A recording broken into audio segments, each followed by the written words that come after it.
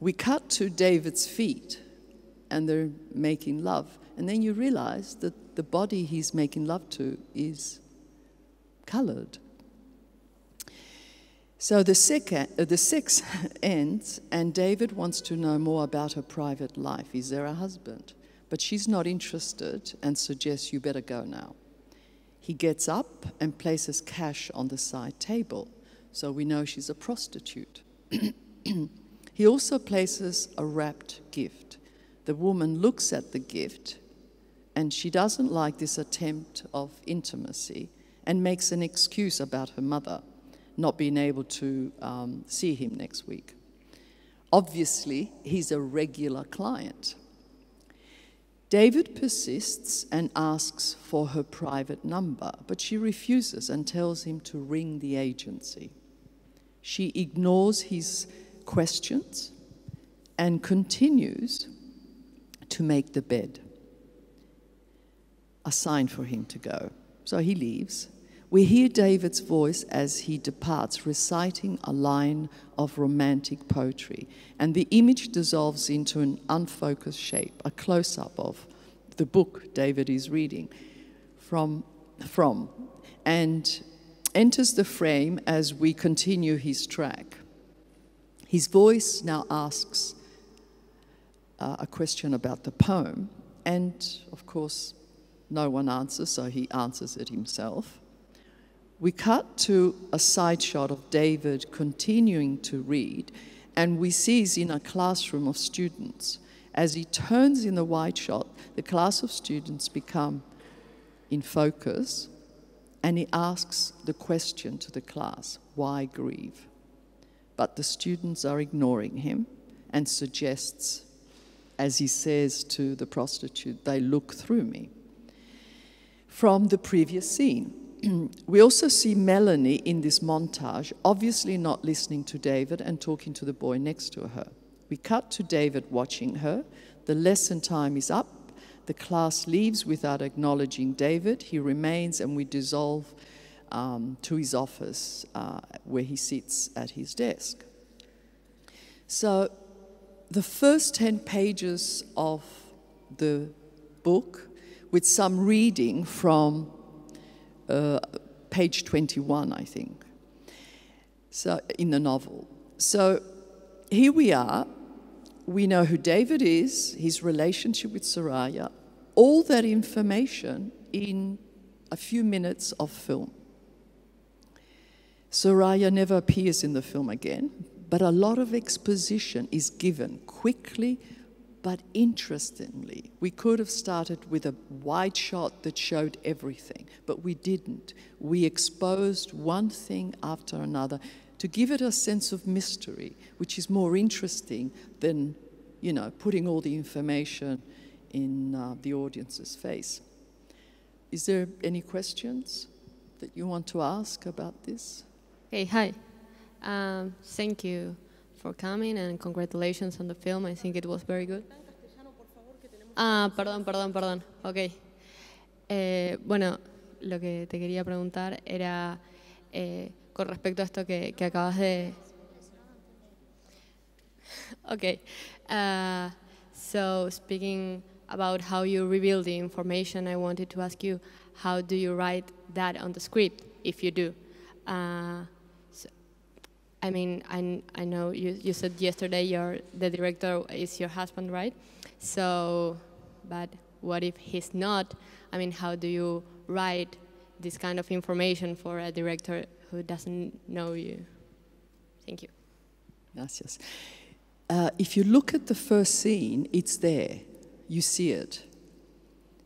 It's got, starts off so we know where we are. The first thing you see is Cape Town. And then you hear, I describe the sounds, but you're right. This is where it gets tricky, right? And this is why it's good to work with people that you have good communication with, who respect your work, And it's very difficult, I know that, because sometimes you have, well, often, more than sometimes, you have a script, but the director will see things a little bit different. And that's inevitable. You can't, once you hand a script over to someone, that's it, most of the time.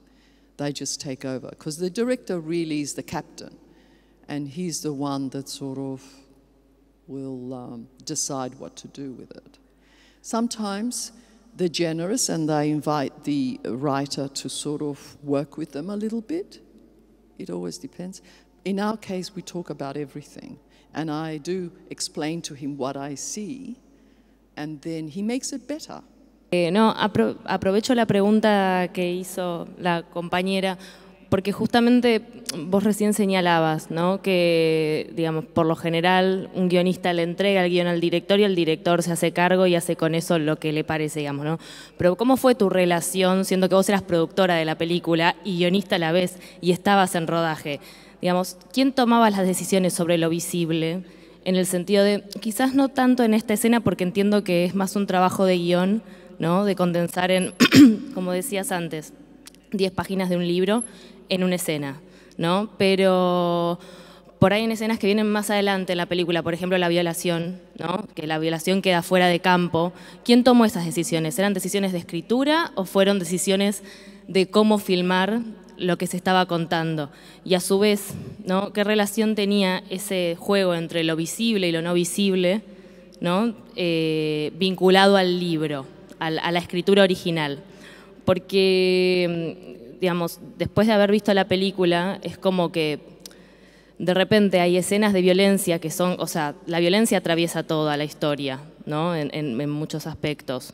Y es como que hay ciertas cuestiones de la violencia, como por ejemplo la violación o la violencia hacia los humanos, ¿no?, y está también la violencia en los animales, y ahí hay un desbalance entre lo que se muestra de un lado y lo que no se muestra del otro. No sé si me explico con la pregunta. ¿Quién fue tomando todas estas decisiones de qué queda en campo y qué queda fuera de campo? ¿Fue el director al momento de filmar y jugar con los sonidos y las imágenes? ¿O fue digamos, un trabajo desde el guión inicial sobre la escritura original, sobre la literatura? ¿Me explico? It's a big question. Sí. No, I understand. It's a very interesting question because as an actor, every time I worked on a script, I saw the changes, and what we had and what ended was always, you know, different. So scripts do go through enormous sort of, it's a revolving thing. It's never cement. But so far, working with my husband, it hasn't been like that. We've basically shot what I wrote, but obviously we had to cut things. That's the main thing, is having to cut things, and I'm going to talk about this. But for instance, you mentioned the rape scene. That's how it was in the script. You don't see anything. You just know it's happened, which we think is a stronger thing, because I remember, I can't remember, I wrote something for someone and they said, oh, why didn't you show it? You know, it's more sort of stronger if you see. I said, no, it's stronger when you don't see it, because the imagination is, you think of the worst. So that was always in the script, like that.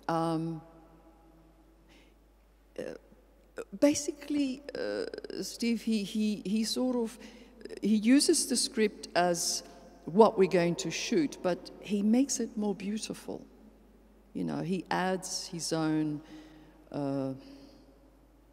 it's more visual than anything. And sometimes you'll say to me, look, just have him looking outside the window and say nothing. It's more powerful. So he does a lot of that. He likes minimal. He doesn't like, because I write too much, dialogue and everything. And he says, you know what, say nothing. So I cut it, you know. But I don't think I've ever had an argument about him. Oh yes, in my first film, because he took the most beautiful scene in the film, and I was devastated, but he said, but what did it say? It was beautiful, but what did it say? And I thought, oh, all right. He's right, of course. He really, you know, you have to trust the person that you're working with. And sometimes writers don't have that luxury. Does that answer your question? Sort of. Yes? Okay. It's a working thing, you know. Okay, I'm going to talk just a little bit about another example of transferring the novel into the screen, David and Melanie's relationship. There were many more scenes in the book than you see in the film of their relationship. And we did shoot a scene, which was very beautiful, of Melanie coming upset to see David and saying, can I stay the night, you know, the play's taking a lot of my time, all of that. And David's very sweet. He puts her to bed in his daughter's room, and in the morning they have breakfast. And we had that, and we shot it. We shot that scene. But in the editing, we cut it. We cut it because we wondered what it was adding. In the end, by cutting that lovely sequence, because they have consensual sex in that scene, so you don't see him forcing himself on her. You know, you see that she voluntarily is sort of enjoying it, actually. And by cutting that sequence, it tells the audience only to judge him on his wrongdoings that you have seen. So you're not confusing the audience. You're going, oh, but he's actually not a bad guy. See, it works in the book beautifully, but as a film, you have to progress the story. And it's just going backwards, saying, well, you know, he's not a bad guy. She sort of likes him. It's confusing. And I wanted I wanted to think of Lucy's rape and see the sort of parallels, I suppose, and suggesting that his view on Lucy's rape was a little bit hypocritical. And when we see the scene of them walking the dogs, and he tells his daughter before the rape scene, that perhaps men could be better off without desire, as if this was a justification for his actions. Now, I could be wrong, but I found this a very strong idea in the book and really liked it. So I used that to make the whole thing more dramatic, I suppose.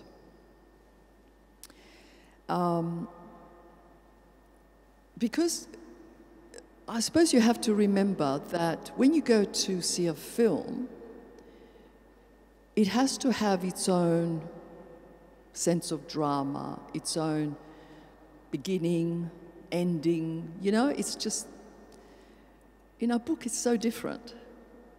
And so, even though you want to keep the essence of the book, I think that's very important.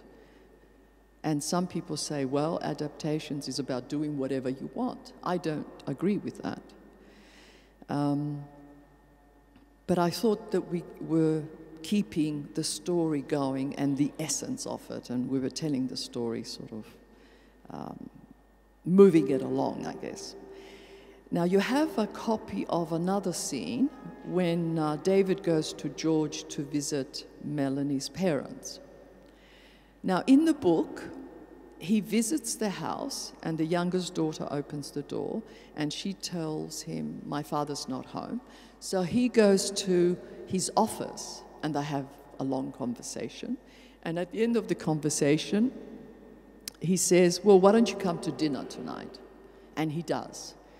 And his wife and his younger daughter is there at the dinner table, and there's a lot of tension, obviously.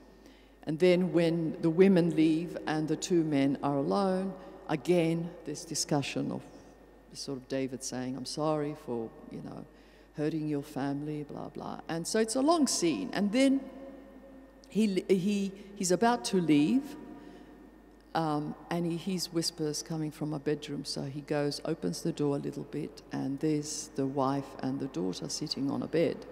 And he gets on his knees and says he's sorry. Then he leaves. When he's at his hotel room, Melanie's father rings him, like late at night, and says, I hope that you don't think I'm going to sort of help you at the university somehow get your job back, something of that effect. So that's in the book, all of that, which is quite a long sequence. And I wanted to condense all of that into one scene. So why don't we have a look at that scene? So you can see how it's, in a way, has more power when you condense everything into that one scene. So you've got a lot happening, and you're, you know, economizing at the same time.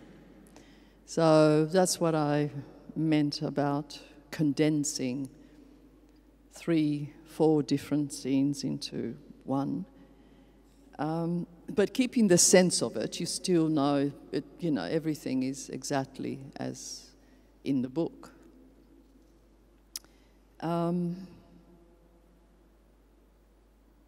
Any questions before I move on?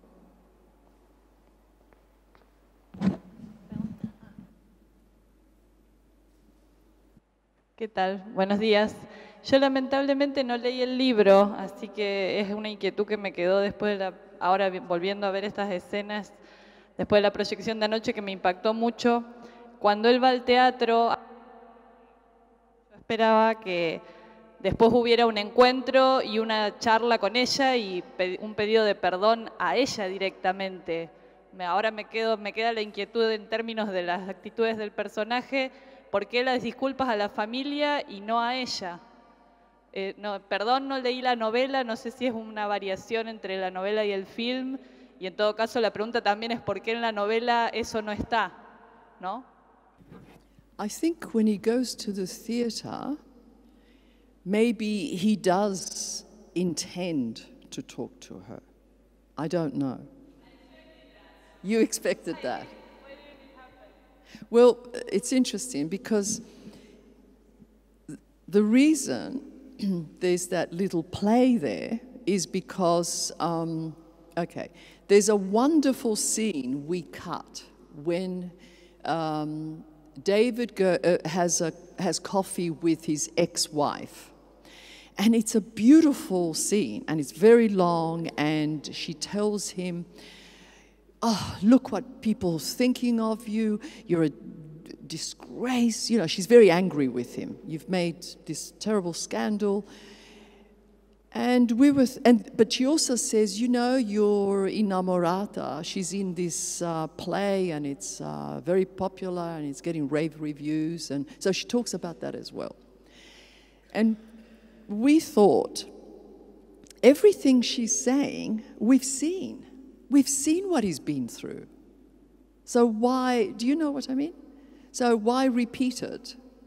And instead of, and then once we got rid of the whole scene, then obviously there was room for showing her in the play, which is more interesting. Because in the book, it describes that she's in a play, and it's very not politically correct, you know, it's making fun of, it's not, so there's just a mention of that. So we thought it might be more interesting if we actually show that. And in the book, he does go to see her, and the boyfriend does intervene. But I think the intention probably was he wanted to talk to her. I don't know. I mean, it's, but certainly we cut that scene, which is in our website if you want to see it. It's a beautiful scene. But again, what was it saying that we don't already know? Does that answer your question? He doesn't have the opportunity to talk to her because the boyfriend intervenes and says, get out. So, anyway.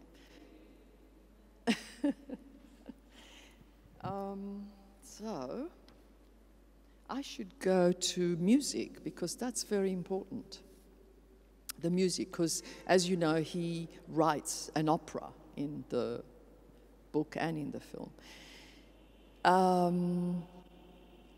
Listening to classical radio one night, the director heard a soprano sing a contemporary piece entitled She Walks in Beauty, and it was beautiful.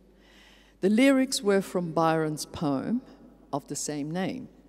He played it to me, and we immediately decided this must represent the opera. This music, in its various forms, is heard throughout the film. There's little snippets of the very beginning. It starts at the opening credits as a vocally, singing without words. In the next, we hear it when Melanie visits David's house, and there's a piano there, and he's got notes that obviously he's writing the music, and she plays the few notes that he has written, and they're from the opera. So it's sort of preparing you for the... it is next heard...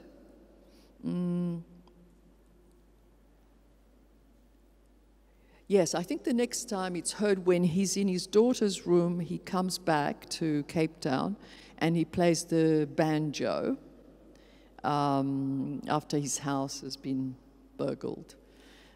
So we see a progression. What we wanted to do was put in little bits of until, you know, we get the whole, his whole composition. So he hums it there. And the music begins to become a little bit more complex as David is completing it. We also see it when he's in the backyard with the dog. He plays to the dog. And then we really only hear the whole opera when, and the orchestra version, with vocalized from a soprano at the end of the film. Yes, and it goes over the credits. So basically, we know he's writing an opera, and we see little snippets of it here and there, and it's the tune that our ears will get used to. And then in the very end, there it is, it's completed. So I'll talk about the ending very briefly. Many people have asked me why I changed the ending. I didn't really change anything. I rearranged the sequence. In the novel, David visits Lucy and attempts to sort some sort of reconciliation with her. Lucy invites him into the house for a cup of tea. And then he goes to the community dog pound where Bev is, and he helps her kill the dogs. And then he decides he will sacrifice his pet dog. And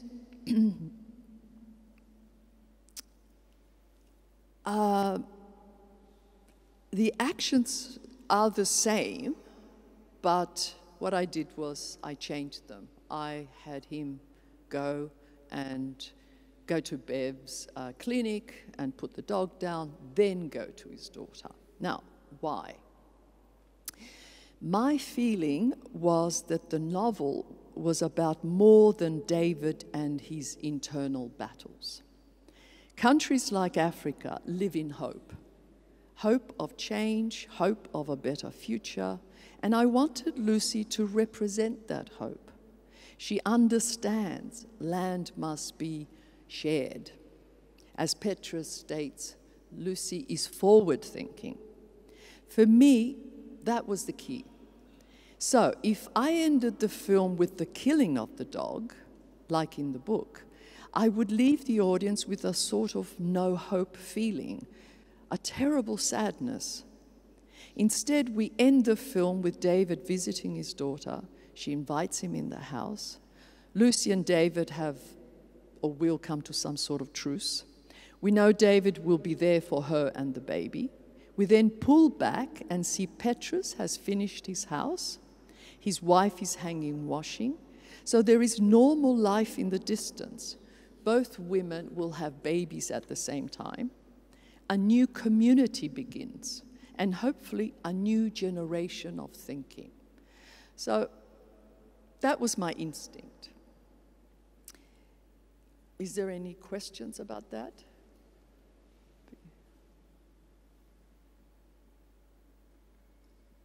Okay.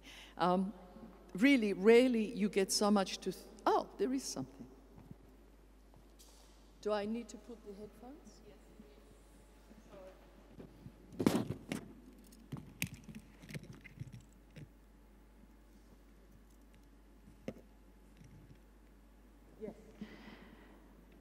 Buen día. ¿No cambia radicalmente la mirada el cambio de la secuencia sobre la historia? A mí me cambió la historia, digo, es una pregunta, ¿no? Es otra historia para mí con el cambio de la secuencia. ¿No lo pensaste si eso no cambiaba radicalmente? El ir para atrás también en la historia, en la construcción de los personajes.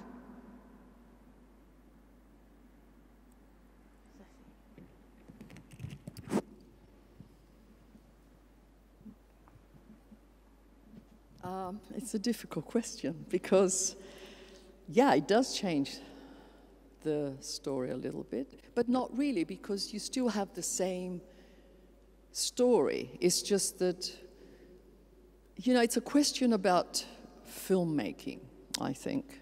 I think that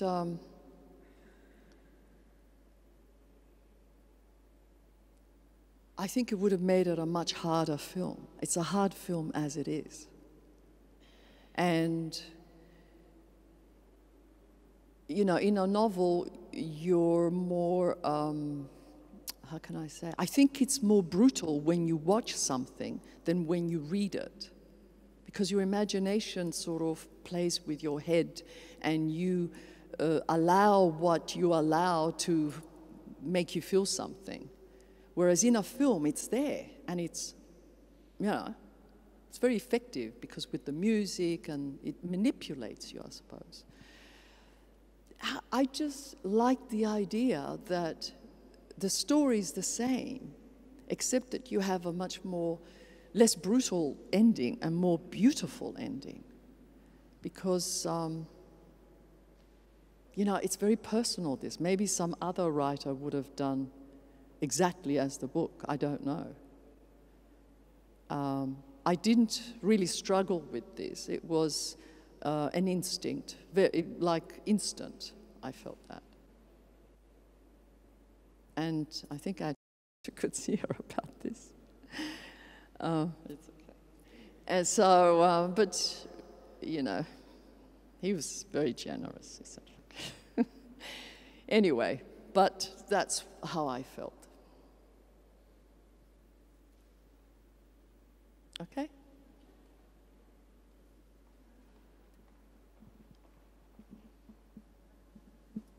Should I put this or you speak English? I'll try speak English. Hi. First, I want to say, after finishing watching the movie yesterday, I went to my friend's house and I was like thinking all the time. I sit to it with their family and I was still thinking about the movie and I don't know, it was pretty shocking to me, the movie. It was painful. I feel bad after watching it, but not in a bad sense. I think it made me feel things. I don't know, even though it's in South Africa, I got the feeling that it also reflects, okay, a bit of a reality in South America, the way the women, it's I don't know how to say it, how the woman is seen for the people. I'm trying to formulate. So, yeah, it's difficult to say it. Ahora sí, estaba difícil decirlo. Entonces, cómo la mujer es vista en Latinoamérica también y distintos puntos de vista de cada uno de los personajes, de Melanie, de lo que era Lucy. Creo particularmente que la actuación de Lucy realmente fue increíble, aunque había momentos que no podía estar de acuerdo con el pensamiento o lo que ella decía. Sin embargo, era creíble, o sea, yo creía en lo que ella pensaba y lo que ella decía, aunque no podía estar de acuerdo en algunas cosas de cómo ella actuaba. No creo que los personajes hayan sido ni buenos ni malos, sino que eran humanos. Y bueno, mi pregunta a todo esto viene en relación con los perros, no tiene mucho que ver, pero el hecho de que a lo largo de la película se haya estado matando a todos los perros, ¿no? Como que sacrificaban, y cuando él al final le dice qué humillante, ella le pregunta qué cosa que era humillante, como terminar así, como un perro.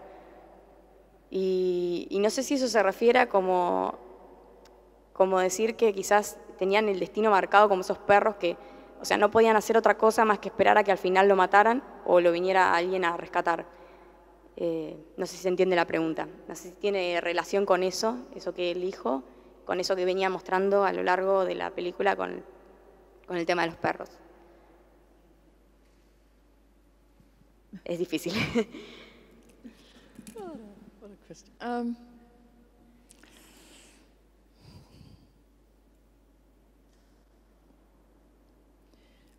I mean, look, South Africa is what it is. And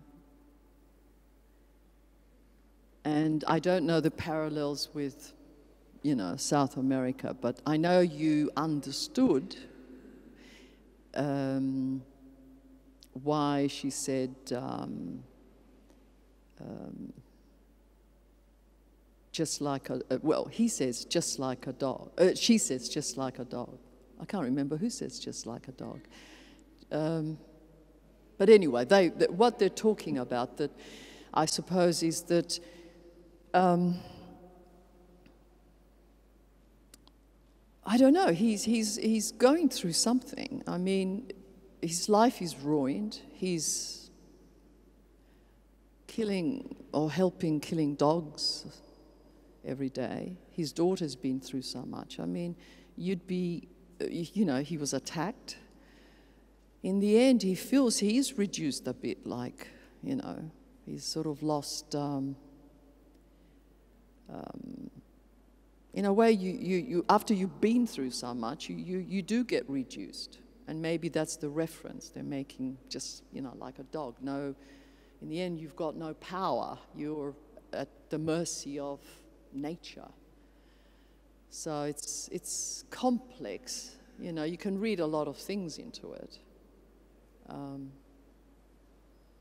It's a beautiful scene, because I know a lot of young women have trouble understanding, like you said, why would she marry Petrus? But it's not a real marriage. It's a sort of an understanding. And it's very clever, because you're not safe on your own. And now she will be, probably. So I think people have to understand the situation they're in life and then adapt to it. She knows that. She's the smart one, actually. Does that help? Okay. Oh.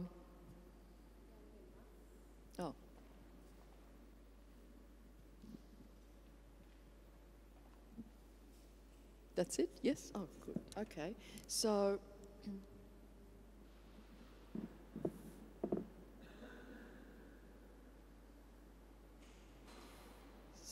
we should look at the ending, and maybe you'll have some questions after that.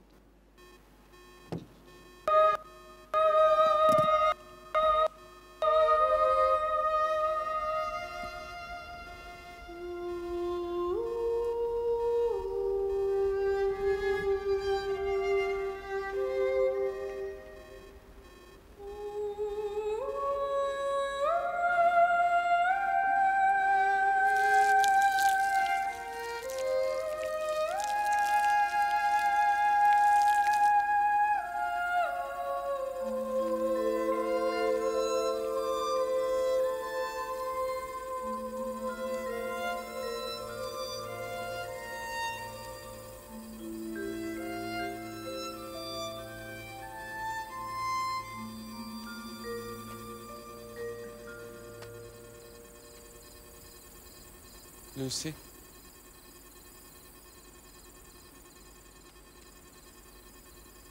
Lucy? Hello, man. Boy. That's right.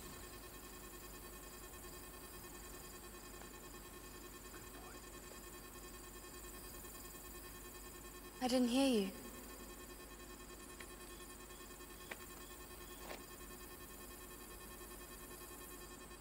Where's the truck? I parked up the road, took a walk.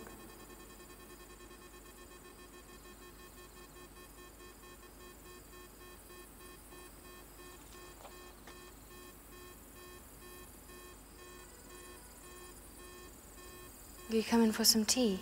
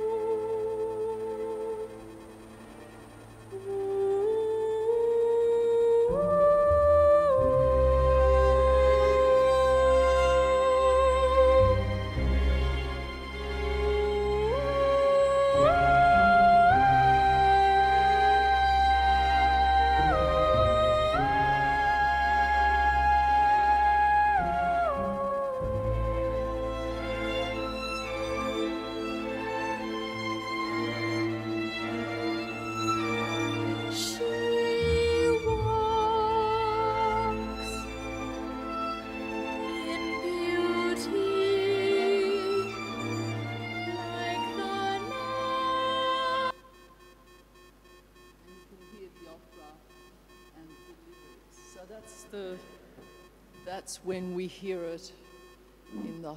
That's when we hear it in the whole. It's at the ending of the film, which is a beautiful way to sort of end it. Do you have any questions about anything?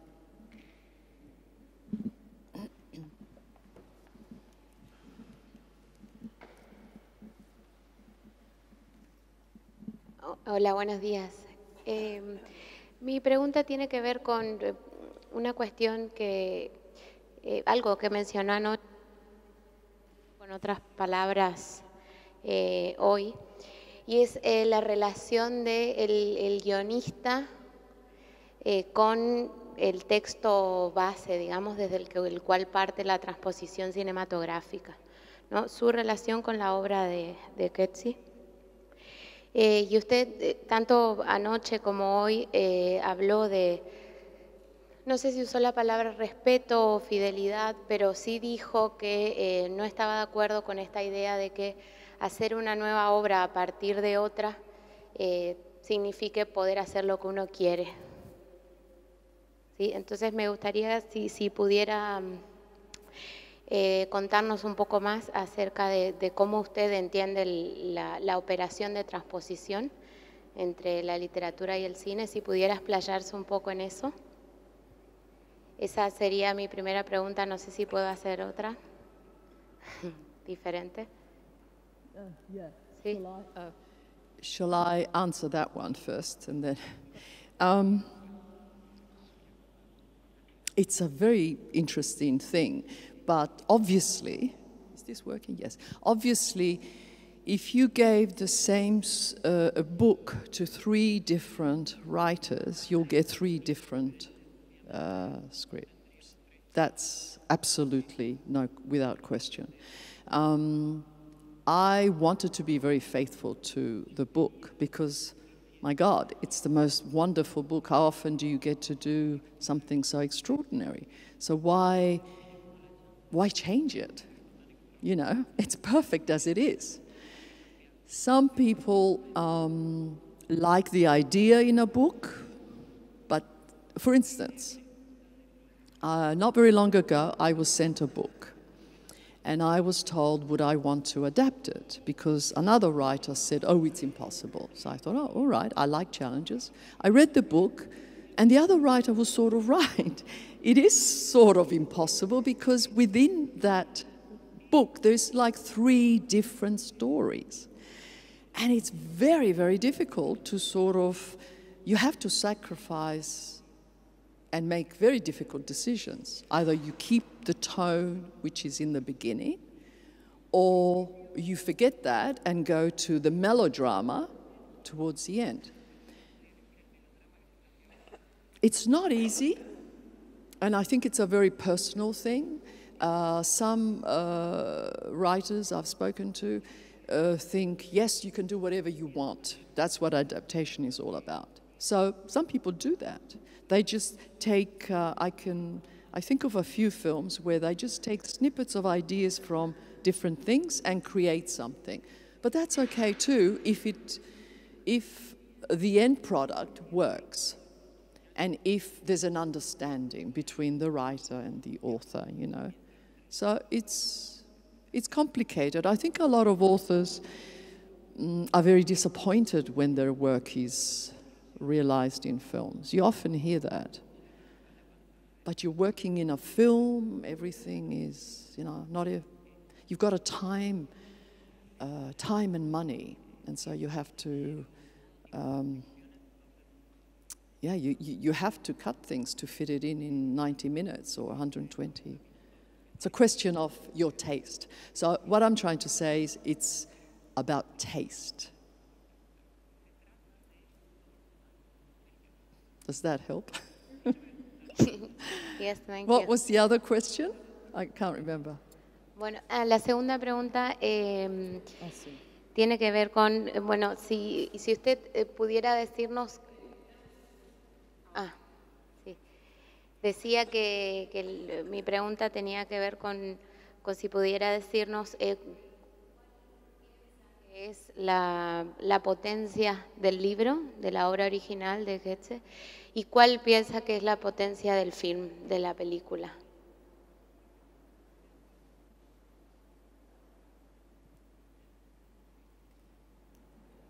Oh, that's a nasty question. The book is incredibly powerful. I mean, we tried to make a powerful film, you know, but then that's an individual thing. Some people think, yes, it is. Some people think it's not, you know. I don't know. You know, you do the best you can, I suppose, to put the intent, the essence of what the book is about. It's difficult. I wouldn't say it's easy. But both have different sense of power, you know. When you read a book, like I said, it's 360 degrees, and your imagination works at, you know, very fast. But when you're watching something, it moves you or it manipulates you. You know, you forget the elements as well, like the music and the sound effects. So you're being more confronted in a way. In a book, you can kind of, oh, I don't like this section, move on kind of thing. But in a film, you can't escape that. It's on your face. Does that answer your question? Yes, thank you.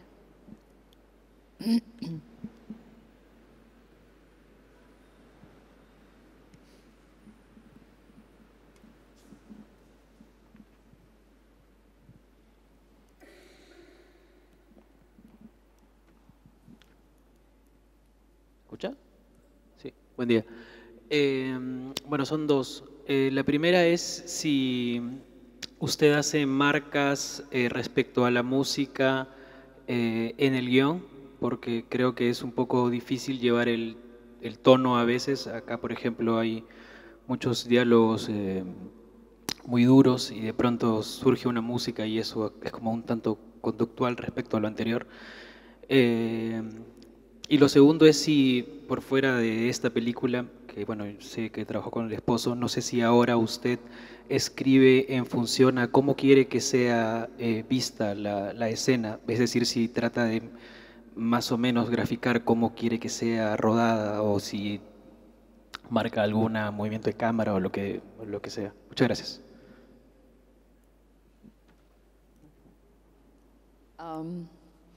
I never write camera moves because I think that something, I don't think it's necessary. And also it's sort of telling the director what to do. I don't think that's right. I do put mood and visual things in it, and I do put in my script music of a particular, you know, to sort of color and give some emotion to things. I do describe things quite thoroughly.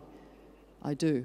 But I don't put camera moves. All I do is cut to, meaning something happens and then cut to interior blah, blah, blah, which means it's a quick cut, or dissolve to. But I don't say from above, blah, blah, you know, this sort of thing. None of that, no. Because in a way you're telling the director what to do, and I don't think that's that. Americans do, actually, I think. But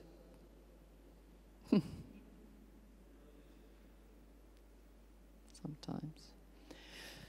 Okay, if I just have a little... Oh, there's more? Oh, yes, you had two questions. No, si tenía marcas en el guión respecto a la música. Ah, espera. Yes.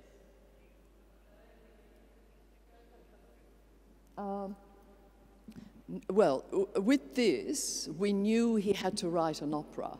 So I put little bits of indications of, you know. But in the book, it has that as well, when he's sort of doing the banjo and whatever. But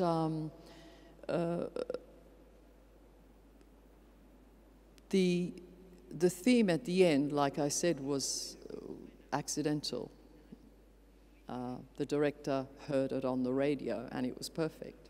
Then we approached the composer and he did a new composition with us, with an opera singer. So everything is very carefully planned, I would say. I think we had the music before we started shooting. Yes, we did. And it's always a good thing to do that too, because music gives you a rhythm. So if you know the music of, like, this scene, then you shoot it in a certain way. And it gives it a mood as well. I know Peter Weir always has the music playing in his films when he's shooting. But I don't know if he still does that, but he used to. Any more questions?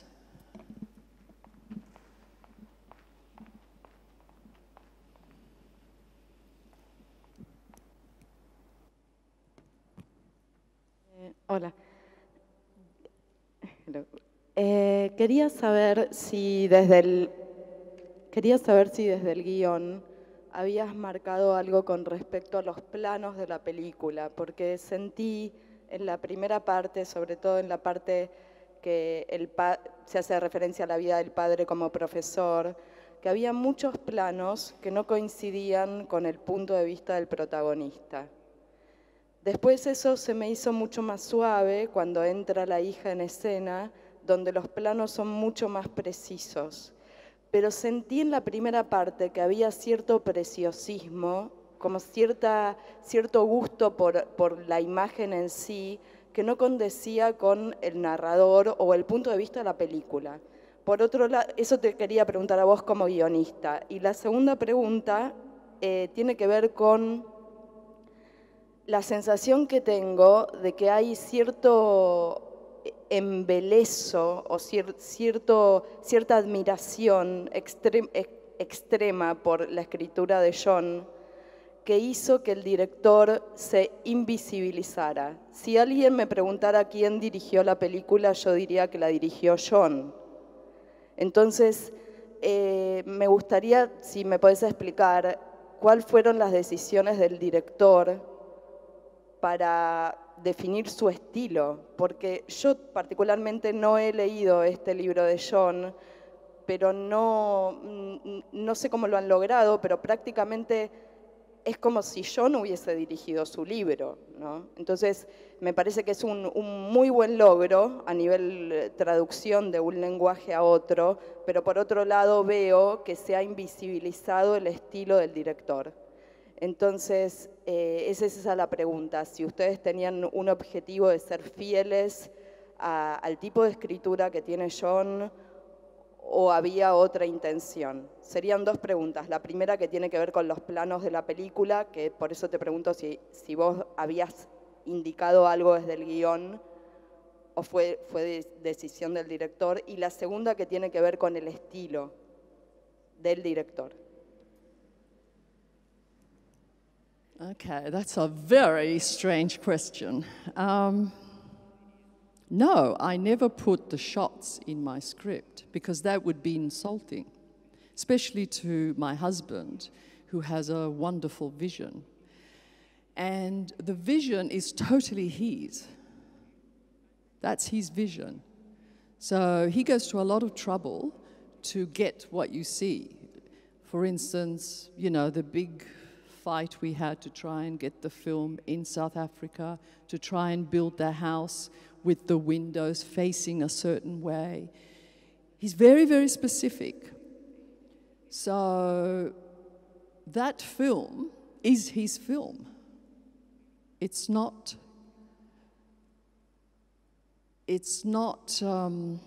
what you were saying, Coetzee's film. It's Coetzee's story, but the film belongs to the director because he executed it and made it his own, I suppose. That's his imprint. I forgot what you asked me after that, because I thought that was a very strange thing to say. Yeah, I can't remember what you said. Es una mezcla de admiración y extrañamiento. Primero, es una mezcla de admiración por lo que han hecho y cierto extrañamiento, porque yo estudio cine, sé que es muy complejo llevar una obra literaria a la pantalla, me parece que lo han logrado muy bien, al punto que da la sensación que la dirige John a la película, no que fue dirigida por otra persona.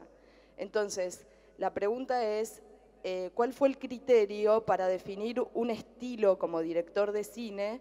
Si fue ser fiel a la obra o marcar otra cosa, porque uno está traduciendo un lenguaje que es diferente. Y básicamente me parece muy fuerte sentir que la película la sigue haciendo el que escribió la obra. Okay. Well, I think it's good that you felt that it's a continuation of the writer's work. I think then we've achieved something.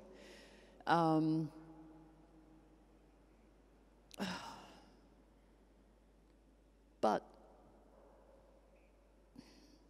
you know, it's hard to explain. I know what you're trying to ask me, but it's very difficult for me to, I don't know how to tell you this, but what you try to do is you have a book, you do an adaptation, and you try to put in there all the essence of what you liked in the book and you loved. And that is a sort of the first step. Then when you go from that step to what you see there is another monumental step, because I can have farmhouse, the sun is shining, blah, blah, blah, blah. But the director has to look at that and say, okay, this is where I want to do it, and I know what, because, can I tell you, in the book, the farm is in Grahamstown, and we went there, it's not very pretty. It was convenient to go there because there was hotels and, you know, we could crew everyone there, but it was not visually what he wanted. He wanted to make a grand film.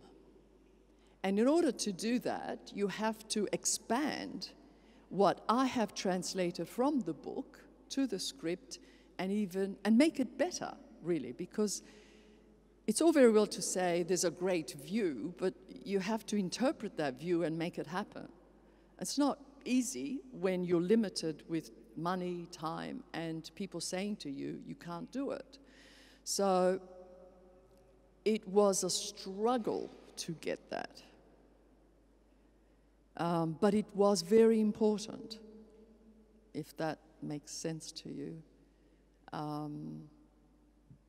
It's, you know, and it's interesting because every time you adapt something to something else and then something else, a lot of the times it's watered down or interpreted in a different way. So sometimes you lose the whole sense of what you started with in the book. The challenge is to, you know, to visualize what's in the book. I think that's always difficult.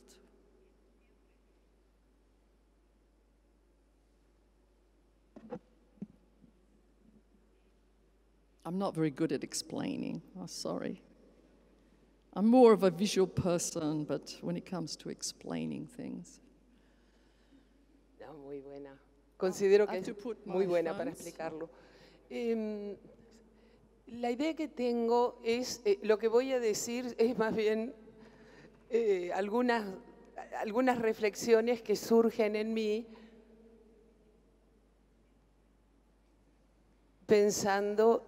recordando el libro y pensando en esta película. No todo conocer técnicas de cine como persona dedicada a la literatura, no al cine.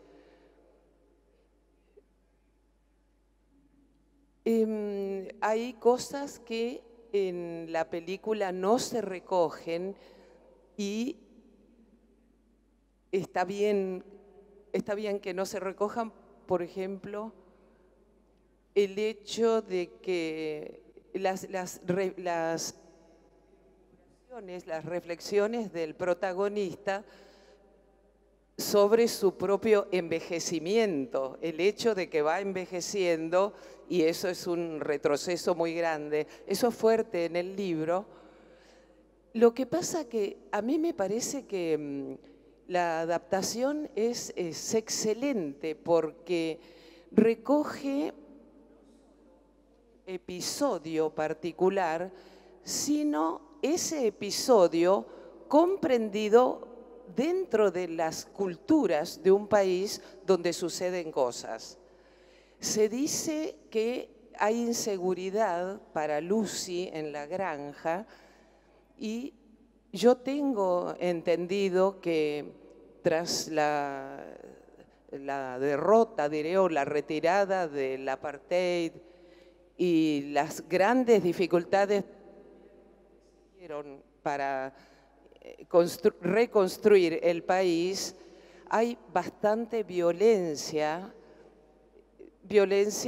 que también proviene de la gente negra contra los que viven en granjas. No sé si tengo una visión esquemática de esto, pero esa idea tengo. Esa cuestión de manejo de la violencia, que en el caso del protagonista negro de la película es manejado por su propio poder, está tal cual en la adaptación, lo vemos, Y me parece excelente y también me lo parece digamos, el planteamiento del gran choque de culturas que yo encuentro en el libro, que me inquieta. Cuando leí el libro, las preguntas que yo me hacía eran las mismas preguntas del protagonista. ¿Por qué no vamos a la policía? ¿Por qué no denunciamos a estos sinvergüenzas violadores y destrozadores? Sin embargo, y termino, Lucy no la viví ni en el libro ni en la película como una persona derrotada. Lucy elige quedarse. Lucy, aunque el padre no puede comprenderlo, toma decisiones que responden a una cultura en la que ella está inmersa. Y el final, donde se han trastocado escenas de padre e hija entrando a tomar amistosamente un té, es un triunfo de Lucy. El padre, digamos, recibe la imposición, acepta esas elecciones de la hija. Sigo sin comprender esas decisiones, pero la hija para mí no es una persona humillada y derrotada, en definitiva, pese a lo que le pasa. Y eso en la película está. Esto nomás quería decir.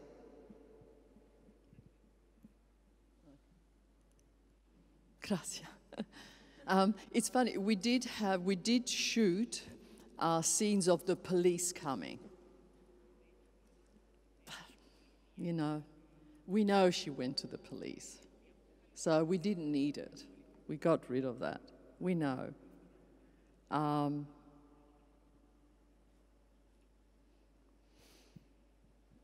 think, I don't know, I think, you know, Lucy is Lucy. She wants to not report it. I mean, and I think a lot of women don't report rape because it just complicates their lives, you know, and they've got to go to court, and in the end, you know, it's more heartache. I don't know. It's a very personal thing. It's sort of, I don't want to comment on that. It is what it is.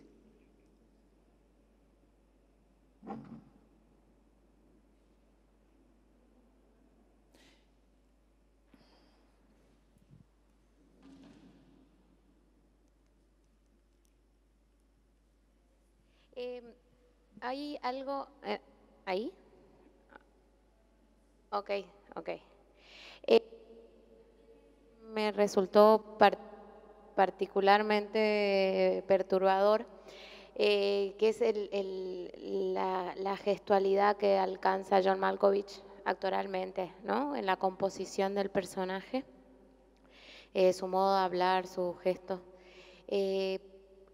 Quería saber si hubo en esa composición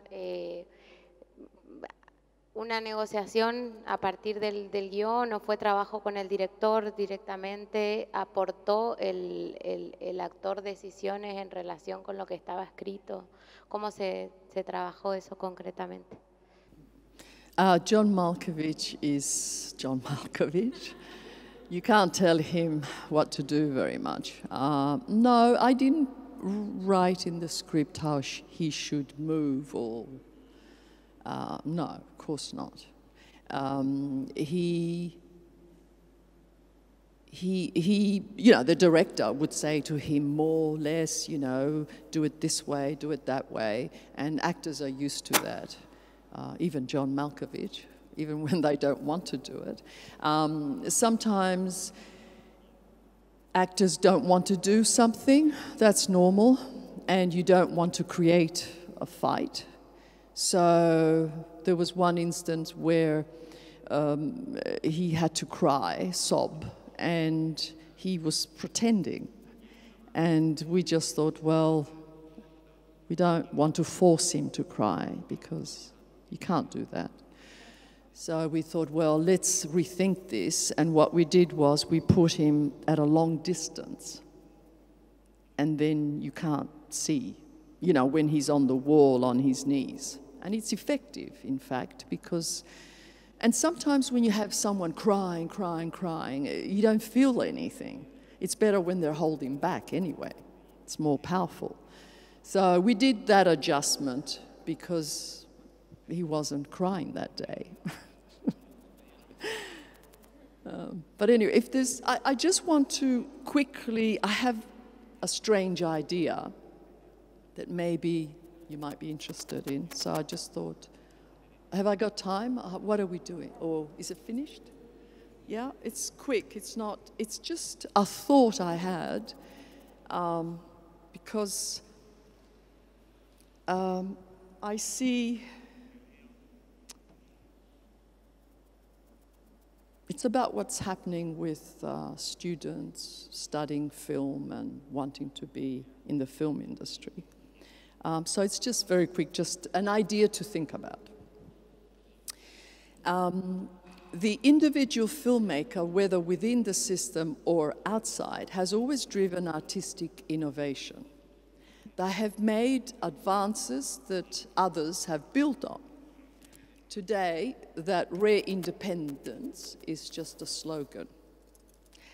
I am constantly asked, where are the original scripts? Where's the vision? Yet, in my experience, this is just lip service. Investors and funding bodies don't want originality, particularly in Australia. They don't want to understand it. It scares them, and they reject it. For investors, it makes the risky business of investing more risky. For funding bodies, it jeopardizes government patronage. For despite what they say, success at the box office is really what the electorate want. We hear platitudes about encouraging new voices, but in reality, it is the old voices that rule. Thus, the obsession with genre and formulas, where everything is packaged neatly with reference to what worked in the past. It has affected film artists who now self-censor their work in a bid to be more acceptable, more fundable. It is hard enough to get a film up without the albatross of being different or having the label of a difficult project. These scripts struggle to gain favor in the market or in the bureaucratic committees, and usually flounder, put in a drawer, never to be made. How can we resurrect innovation, free from this fear of failure and risk of large amounts of money? It's occurred to me, perhaps universities and film schools can play a big part. What if these institutions asked internationally recognized film directors from all over the place to come to their school and make the film that lies in their drawer? With new technology, films can be done very cheaply. Yes, there is a technical compromise on a small budget, but the movie gets made. What is important is the support and organizational assistance the institution could provide. A structure erected to protect the artist. The filmmaker would be free to execute the film they always wanted within the constraints, obviously, of the budget, and not be hampered by the opinions of the others. Right? No assessment. The school students would crew and assist the production and have the precious experience of learning from a master, being on set, watching how it really is done. These are passion projects, and the director would only be paid living expenses plus a share of revenue with the school when the film is sold. The school would have the prestige of producing a feature film with a named director that could go out into the marketplace and to festivals. The director's track record plus this unique funding model would generate much international attention. As for the small budget, with a recognized filmmaker, the institution could obtain funding from various sources, including private sector, sponsorship, etc., but with no ties. The script would not be assessed. There are many institutions around the world that teach filmmaking, and a lot of these students will never make a film or have a career in the film industry, honestly. In many cases, the motive for these students, I'm sorry to say, is a lifestyle choice rather than a commitment to the art form.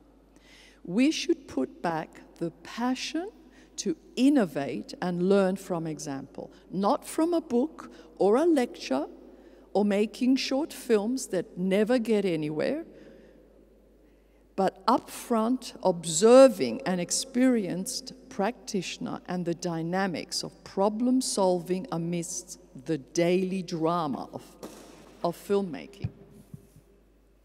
Now, this is not a classroom situation, but a professional one. Everyone works and learns.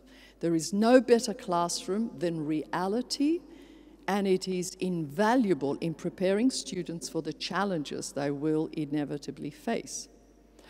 Now, it may persuade, this is the good thing, it may persuade some to give it away and do something else with their lives, saving years and money in a wasteful pursuit, while others will be spurred on and more committed. There is no losing in this situation. Everyone learns something of value. And universities could again take up their ancient role as a sanctuary for learning and progress, plus help create a new model for groundbreaking cinema, a model that I feel sure would be replicated internationally. In my opinion, I think this could work, because I have first-hand experience, having had a daughter go through film school and seeing what all her friends are going through. And honestly, the amount of money you spend learning about and theories and going to classes about one thing and another, and in the end, you know, years go by and you've got nothing, and you're not working in the film industry and you can't get a job. So if the university says, okay, we're going to get Lars von Trier to come and do, you know, a film that he can't get up because it's so unusual, we do it here. We get all the students involved, they learn, and no assessment. We trust what he wants to do. And could be quite exciting.